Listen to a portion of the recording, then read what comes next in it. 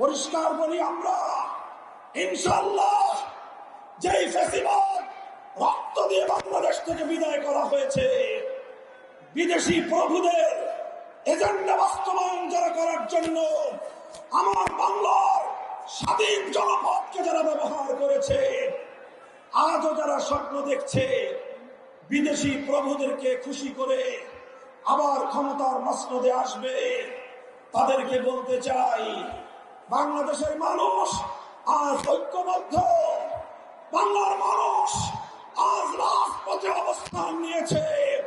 আমরা রাজপথে নেমেছি জুলাই সনদ বাস্তবায়নের গণভোটে বাক্সকে বিজয়ী করার মধ্য দিয়ে আগামীর বৈষম্যহীন ফ্যাসিবাদ মুক্ত বাংলার ভিত আমরা তৈরি করবো ইনশাআল্লাহ। আপনারা সকলে ঘরে ঘরে দাওয়াত পৌঁছে দিবেন। দলীয় প্রতীকে নির্বাচনের পাশাপাশি, দলীয় প্রতীকে ভোট দেওয়ার পাশাপাশি গণভোটে বাক্সে ভোট দিতে হবে।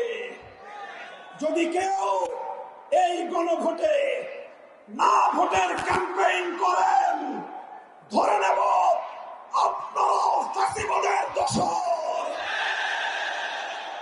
ইনশাআল্লাহ আমরা রাজপথে আছি। লেভেল প্লেইং ফিল্ড তৈরি করতে ব্যর্থ হয় সরকার, নির্বাচন নিয়ে কোনো অনিশ্চয়তা দেখা দিলে সরকারকেই তার দায় গ্রহণ করতে হবে।